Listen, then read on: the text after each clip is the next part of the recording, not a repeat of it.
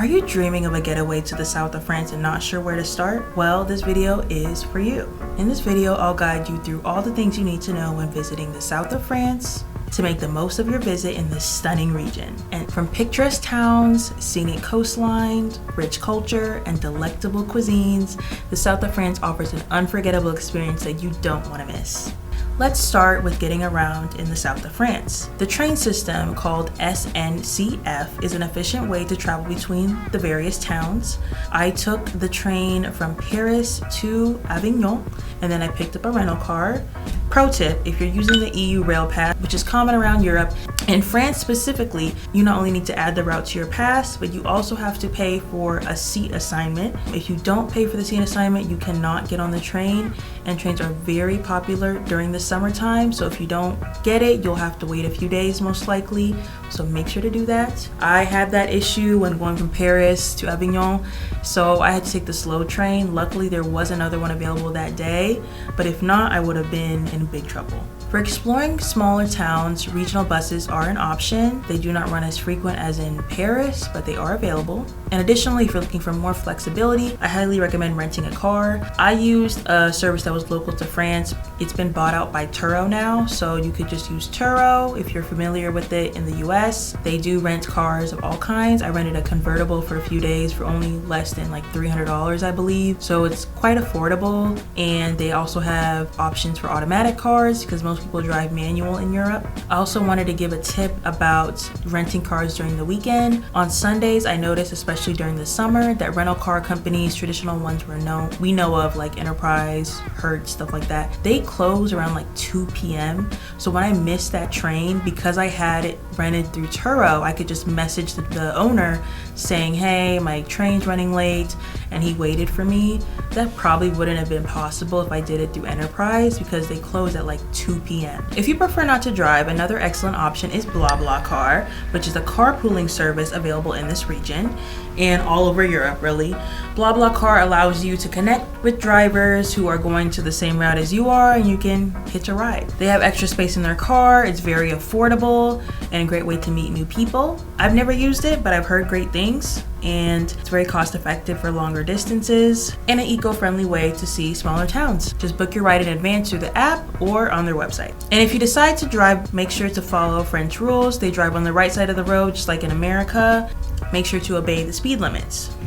Also, parking can be challenging in busy areas, so make sure to look for designated parking zones. I do have an international driver's permit.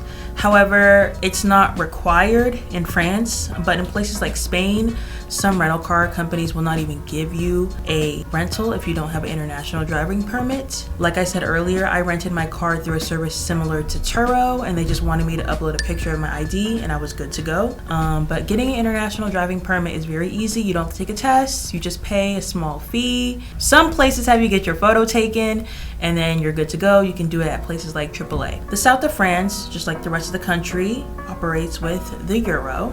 It's a good idea to carry cash for smaller purchases, especially when you're visiting these smaller towns and you want to visit a farmer's market, things like that. I highly recommend getting cash.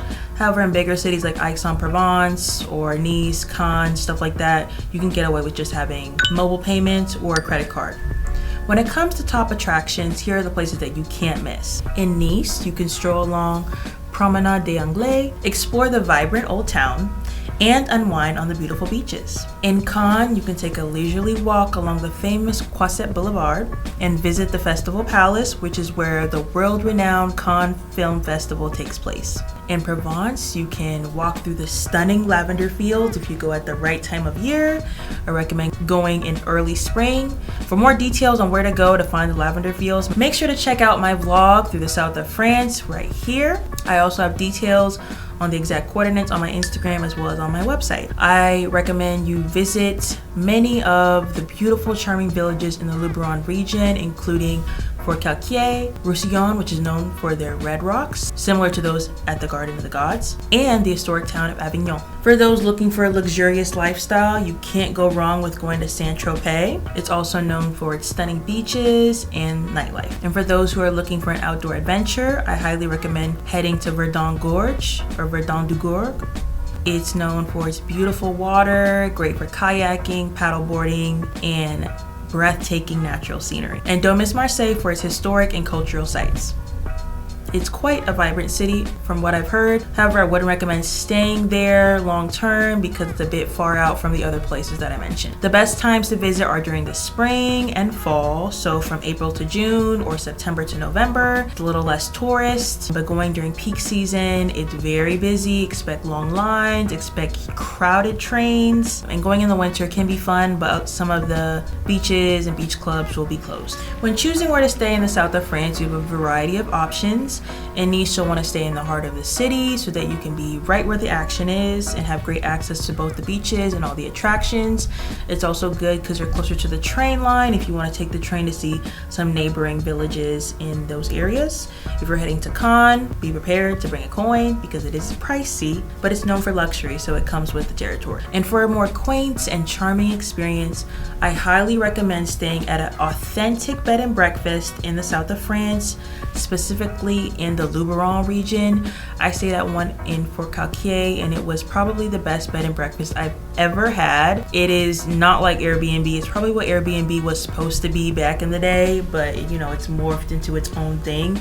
But you get a genuine taste of a rural French countryside in these type of experiences, and it's made with a lot of love. I loved my time in 𝐿𝐸. It is a town that I randomly came across when looking for a bed and breakfast experience. If you want to know more about where I stayed at, make sure to check that video. When visiting the south of France, similar to when visiting Paris, you definitely want to learn a few French words so that you don't get crazy stares.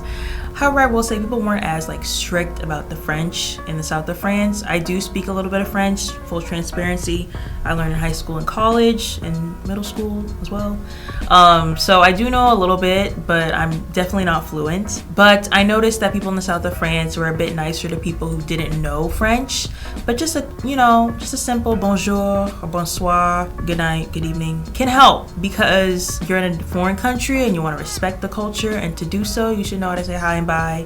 Thank you. So yeah, I think that's all I have for you guys. For more insights, for all travel related guides, itineraries, make sure to check the description box below. I have all types of stuff on 𝐷𝐿adyWhoTravels.com. I have videos here for you guys to watch if you want to get more insight into what it's like traveling around France. And if you have any more questions, leave them down in the comment box below. I will answer. I read all the comments. And as always, my name is Abigail and you're watching The Lady Who Travels. Bye.